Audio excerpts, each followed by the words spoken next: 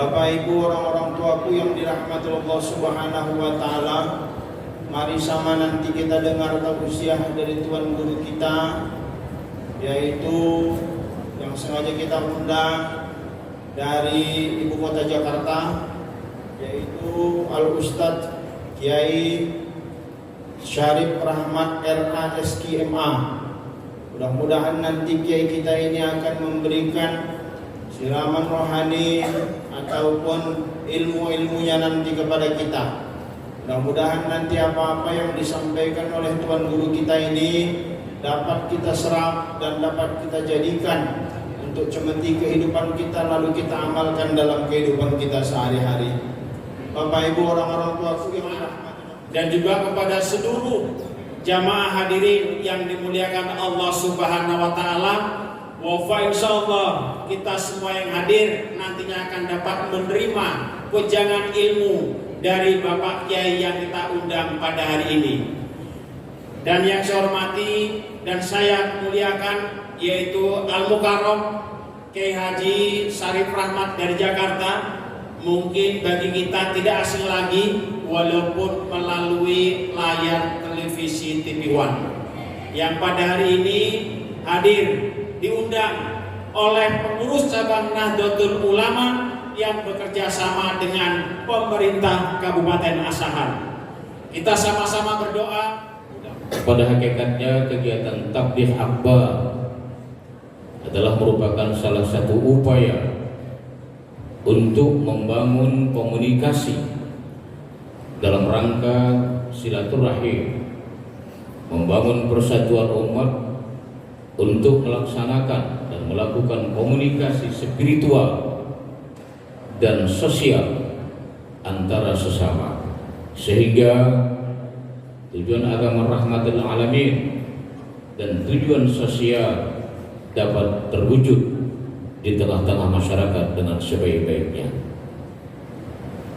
Saya mengucapkan terima kasih kepada seluruh panitia dan keluarga besar PC Nahdlatul Ulama Kabupaten Asahan yang pada hari ini telah ikut berpartisipasi dalam melaksanakan kegiatan tabligh akbar ini.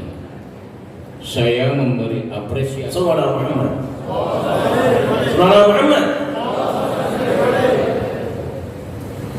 Nabi Musa dan pasukannya berjalan di tengah gurun Sahara, kekeringan mereka. Mereka minta, wahai Nabi Musa, beristisqalah pada Allah, minta air hujan. Wa idh istasqa Musa liqaumihi faqulna idrib bi'asaka al-hajar fanfajarat minhu 12 'ayna qad 'alima kullu unasin mashrabahum kulu washrabu min rizqillahi wa la ta'thaw fil ardi mufsidin.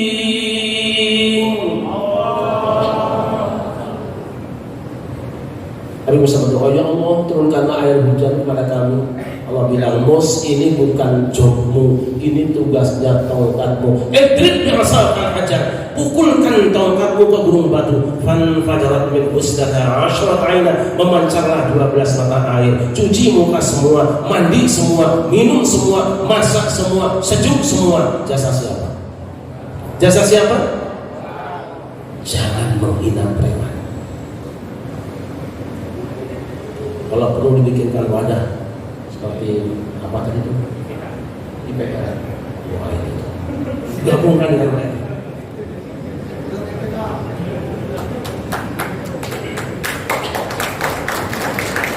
Musa dan pasukannya berjalan terus dikejar oleh Fir'aun sampai di pinggir pantai. Sudah semakin dekat Fir'aun menghampirinya.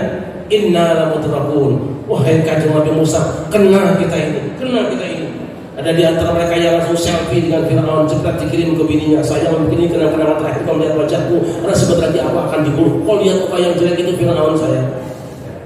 Ada yang selfie dengan pantai jepret, kirim ke pacarnya yang belum kawin itu, pada bulan depan akan kawin saya. Yang kau lihat ini pantai lautan, di belakangku sudah ada Fir'aun, mungkin aku akan tenggelam di sini saya, selama tinggal bertemu di surga. Tapi Nabi Musa tenang saja. Inna ma'iya rabbi sayahdi. Aku bersama Tuhanku, tunggu instruksi dia. Di detik-detik terakhir, Mus, idrib bi'asakal bahr. lautan itu kau pukul dengan tongkatmu. Terbelah lautan, kemudian terbentuk 2 gunung besar dari ombak lautan. Musa nyebrang. Itu Fir'aun yang dari kemarin membuli Musa, begitu sudah dari jalan tol ikut pakai juga. Padahal musuh politik, lawan politik, menghina pun. Begitu jadi jalan tol dia ikut pakai juga.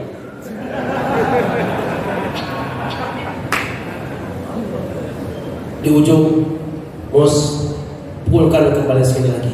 Begitu dipukulkan, kembali tenggelamlah Fir'aun, mati Fir'aun, menanglah NKRI, Negara Kesatuan Rakyat Israel. Jasa siapa? Jasa siapa? Jangan menghina preman. Sallallahu Nabi Muhammad.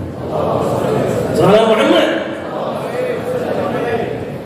Kenapa Nabi Muhammad sukses di dalam memimpin sebuah masyarakat negara yang sangat besar di seluruh dunia? Bahkan sampai hari ini walaupun beliau sudah tidak ada, kita masih merasa bagian dari kehidupannya, karena Rasulullah dalam memimpin umatnya menggunakan Al-Quran. Al-Quran yang mana? Tentu kita baca kisah Nabi Sulaiman, bukan? Nabi Sulaiman. Satu, Nabi Sulaiman itu orangnya bisa berbicara dengan segala binatang. Wa husyira li Sulaiman junuduhu minal jinni wal insi wat tayri fahum yuz'un. Dengan macan dia berbicara, dengan monyet dia berbicara, dengan kambing dia komunikasi, dengan ayam dia ngobrol. Bahkan kambing dengan macan yang merupakan lawan politik setiap harinya di depan Sulaiman bisa satu kabinet baru.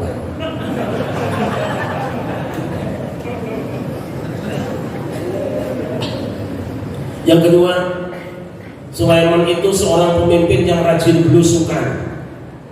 Hatta idza ataw ala wadin naml qalat namlatu ya ayyuhan naml udkhulu masakinakum la yahtimannakum Sulaiman wa junuduhu wa hum la yash'urun.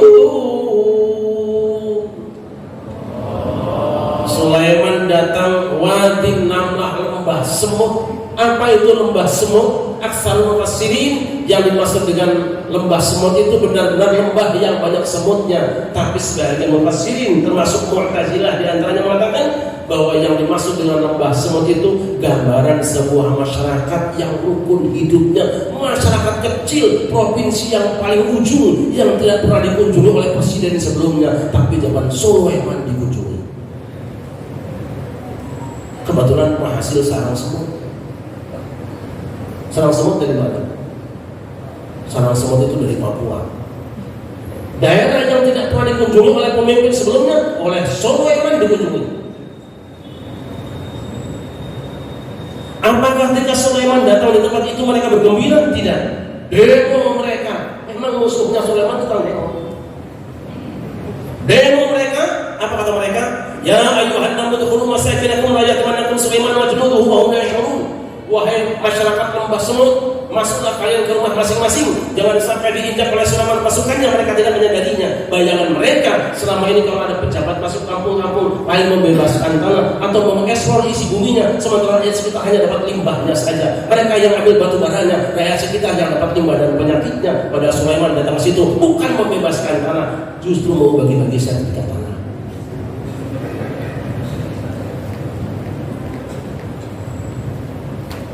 Demo mereka.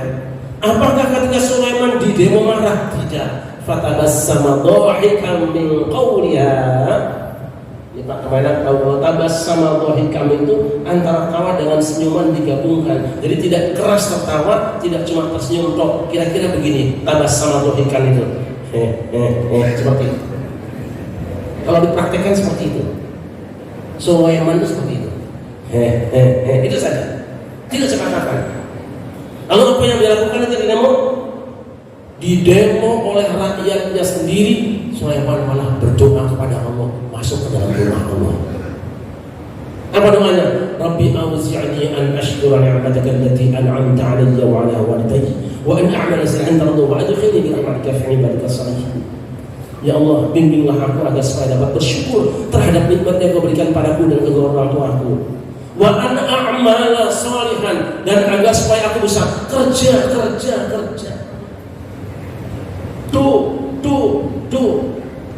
We do. Kami kerja. Bukan wiku. Tardohu yang koridoi. Izinkan aku ya Allah, beri aku hati yang bekerja untuk rakyat dan tidak mengharapkan apa-apa, tapi aku ingin ridhomu. Wa adkhilni bi rahmatika fi ibadika sholihin. Izinkan ya Allah, aku ingin bergabung dengan para kiai NU, dengan para habaib dan para ulama. Itu Sulaiman. Cuma itu bukan, masih ada yang lain. Sulaiman itu orang yang sangat luar biasa berprestasi dalam mengurus infrastruktur. Buktinya mana? Wali Sulaiman ar-yahudu wa syahru wa rawahu wa syahru wa sa'alahu 'ala al-qitar. Bagi Sulaiman, satu perjalanan yang biasanya ditempuh orang lain dalam 1 bulan, dia bisa tempuh hanya dari pagi sampai sore hari. Begitu percepatan perjalanan infrastruktur dari sini. Yang biasanya dari Bandara Kuala Namu sampai ke Danau Toba itu 6 jam, zaman Sulaiman bisa 4 jam sudah sampai. Itu infrastruktur, percepatan tol. Kemudian Sulaiman juga seorang yang menghargai setiap profesi.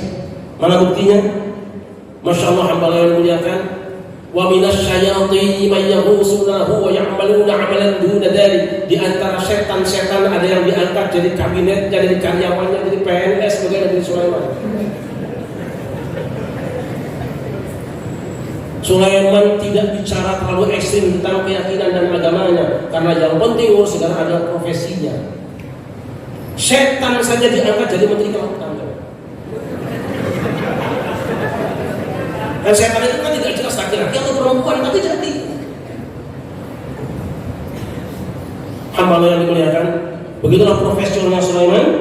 Siapapun, apapun keyakinannya, apapun sukunya, apapun marganya, kalau dia profesional, maka dia diangkat jadi karyawannya, dan itu tidak akan bersama. Kemudian Sulaiman juga sangat menghargai kegiatan orang-orang kecil. Di antaranya ada burung yang sangat dihargai Sulaiman. Apa itu burung? Burung adalah rakyat kecil yang berangkat pagi pulang petang, kerjanya cuma nongkrong nyanyi dangdut di atas panggung. Dihargai zaman Nabi Sulaiman. Karena apa? Bisa jadi satu saat seorang penyanyi dangdut bisa bikin partai politik walaupun tidak masuk Senayan. Harus dihargai sebagai sebuah keahlian. Satu hari Sulaiman sedang kumpul seperti ini. Ada satu tempat yang kosong. Pas dilihat ada yang tidak datang, namanya hudhud, burung. Sulaiman ancam, la u'adzibannahu 'adzaban syadidan aw la adbahannahu aw la yatiyanni bi sultanin mubin.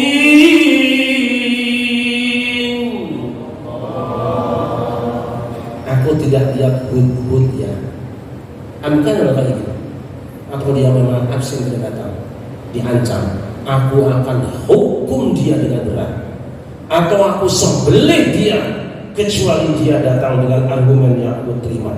Hebatnya Sulaiman, penegakan hukum tidak pandang bulu. Jangan kalau orang yang di luar partainya, partai pengusungnya pun, ketua umumnya, kalau korupsi masih menyerah. Menterinya kalau korupsi disikat oleh Sulaiman, tidak pandang bulu. Enggak lama hudhud datang.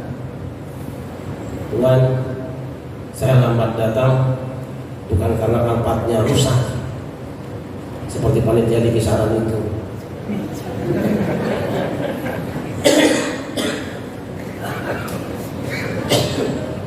Tapi karena aku melihat di jalan tadi ada sebuah istana besar, partai politik besar, penyembah matahari, ketua umumnya perempuan. Padahal kalau di Indonesia yang ketua umumnya perempuan biasanya banyak kepala sapi, kalau yang matahari laki-laki terus.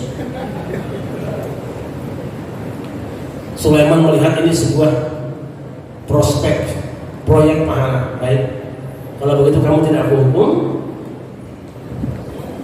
Coba kamu bawa surat ini kepada Balkis, pangkatmu naik jadi diplomat asing.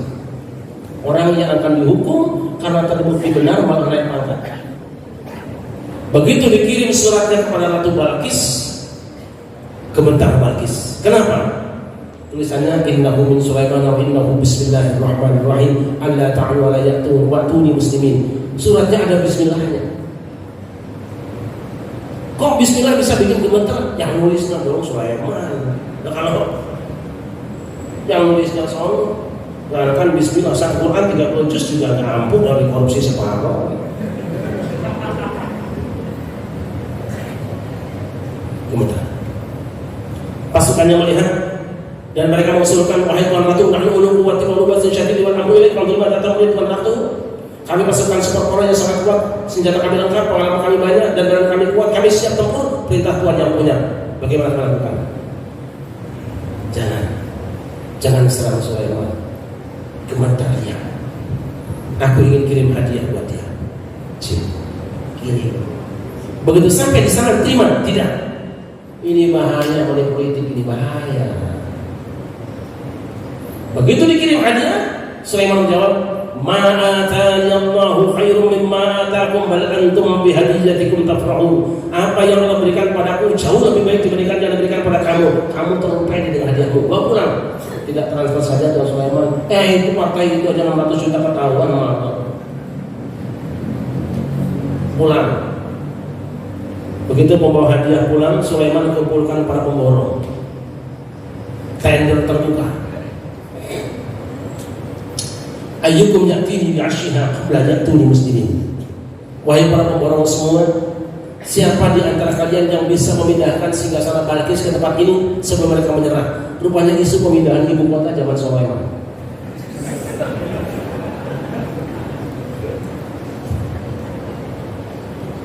Yang pertama tunjuk jari, ifritun minal jin. Jin ifrit, ada atika dia qabla an taquma min maqamik. Masya Allah. Tuan Sulaiman, kalau duduk di satu tempat, tunjuk aku. Belum tegak kau berdiri, dia sudah pindah ke sini. Jin. Tapi ada makhluk manusia yang lebih hebat dari jin. Siapa? Para pembaca ilmu Allah, ilmu Alkitab. Qawlan ladzi 'indahu 'ilmun min al-kitab an atika bi qabla an yartadda ilaika tarfuk. Jika kau pejamkan matamu, kau tunjuk aku, maka sebelum terbuka matamu dia sudah ada di sini. Masya Allah. Ini nggak ada, nggak perlu pakai rapat paripurna, nggak perlu pakai bistek segala rupa. Gratis dia, pemindahan ibu kota gratis. Zaman Sulaiman. Begitu Sulaiman tunjuk, kamu set pindah. Balkis datang, kaget dia, ibu celingukan. Apa yang dia bilang sih? Oke, ayahmu boleh nyong ya? Kayak mirip-mirip denyong, ini kok tidak nak kena tidak nak apa, harus nakar. Ini memang singgasana kamu sudah kami pindahkan ke sini, di sana tidak ada. Wa aslamtu ma'a Sulaiman lillahi rabbil alamin. Saat ini aku nyerah dan aku bergabung menjadi bagian dari kabinet Sulaiman. Lawan politik bergabung jadi salah seorang menterinya. Indah apa indah? Karena sopan santun. Makanya kaget kalau sampai sekarang ada yang belum move on. Pilpres sudah bubar masih ribut saja. Malu-maluin. Balkis saja sudah bergabung.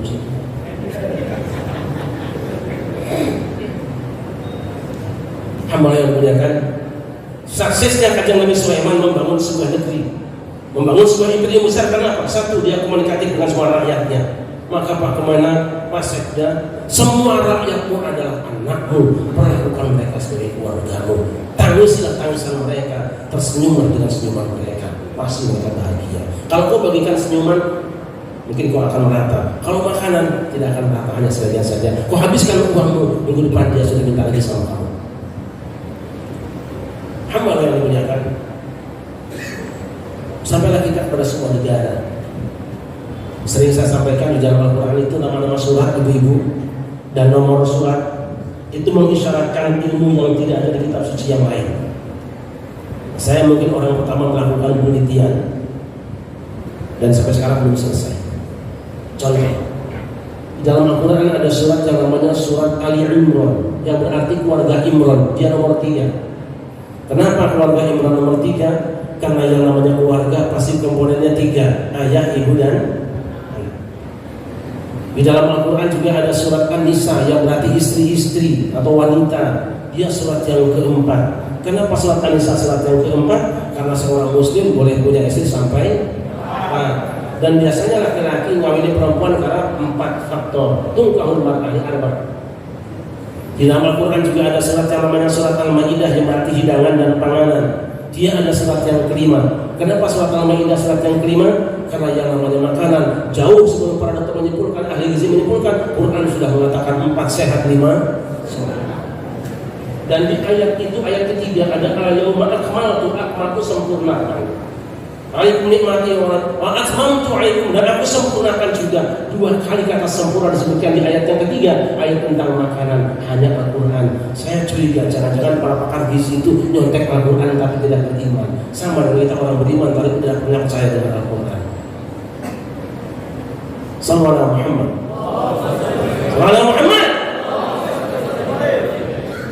Ada satu surat dalam Al-Quran yang namanya surat An-Nahl. Kenapa An-Nahl? An-Nahl itu tawon. Apa tawon? Lebah. Kenapa surat ini dinamakan dengan surat An-Nahl? Karena Allah ingin memberikan pelajaran dari kehidupan lebah. Satu, lebah itu adalah satu komunitas masyarakat yang selalu tetap kehidupannya, sunnahnya tetap, dan mereka senantiasa hidup berjamaah. Tawon itu ahlus sunnah wal jamaah. Ikutin ketetapan dan tidak pernah berubah, dan selalu berjamaah, tidak ada tawon yang hidup menyendiri semalam, tidak ada. Yang kedua, tawon itu senantiasa punya pemimpin, dan di dalam pengangkatan pemimpin tidak pernah terjadi gejolak, selalu kondusif, tidak pernah ada kampanye, tidak ada spanduk, tidak ada penistaan, tidak ada penghinaan, bahkan tidak ada APBN untuk pemilihan presiden kalian. Karena apa? Mereka punya pakem yang harus dipatuhi. Kalau isyarat ayat yang layak memimpin adalah ini, maka semua masyarakat tinggal mendengarkan penjelasan kiainya. Syiah tidak bantah. Yang ketiga, tawon ketika sudah memilih pemimpin, maka mereka akan membangun rumahnya. Ribuan tawon ukurannya sama semua, tidak ada yang berbeda walaupun setengah senti. Padahal tawon tidak punya meteran dan tidak punya komputer. Yang keempat, setiap hari tawon bangun pagi dan pergi meninggalkan rumahnya untuk segala aktivitas. Ada yang jadi gojek, gokar, ada yang tukang jamu. Tadi pagi saya minum jamu di hotel. Nah, tukang jamu mungkin datang juga di sini. Semuanya pergi meninggalkan rumahnya. Tidak ada tawon yang kesiangan tinggal sampai jam 8 pagi, tidak ada. Apa yang mereka cari? Mereka cari berdasarkan konstitusi. Jika perintah konstitusi menghendaki agar supaya mereka mencari madu yang manis, semua hanya mencari yang manis. Jika perintah konstitusi mencari madu yang pahit, semua mencari yang pahit. Jika konstitusi perintahkan mencari madu yang asam, semua tawon hanya mencari yang asam. Tidak pernah ada tawon melakukan pengoplosan madu. Semuanya. Hamba Allah yang dimuliakan.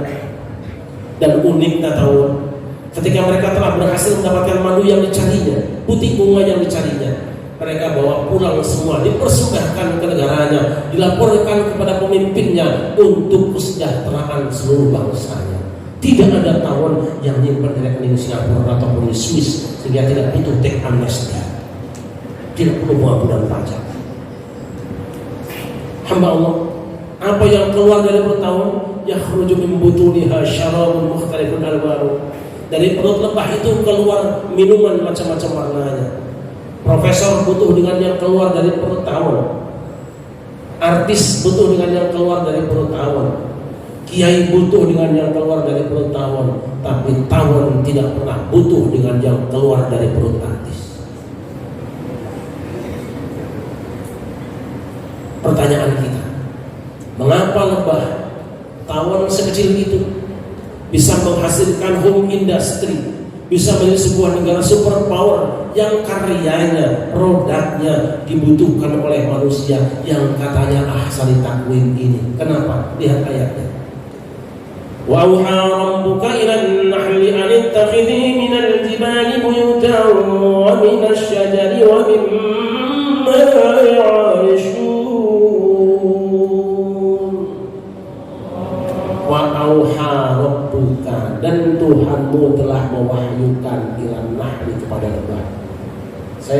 Kita terjemahkan kata wahyu dengan insting, ilham dan sebagainya. Teksnya auha rabbuka, Tuhanmu telah mewahyukan kepada lebah. Jadi lebah bisa rukun hidupnya, aman pemilihan pemimpinnya, negakkan keadilan, bahkan bisa go internasional karena tahu semua yang dilakukannya berdasarkan wahyu Allah. Seakan Allah mengatakan, hai umat manusia, wahai orang kisaran, wahai orang asahan, jika rumah tanggamu, masyarakatmu, negerimu ingin adil, damai, sejahtera dan bisa menjadi superpower, hanya satu caranya, jadikan wahyu Allah sebagai landasan di dalam hidupmu. Allahumma arhamna bil Qur'an waj'alhu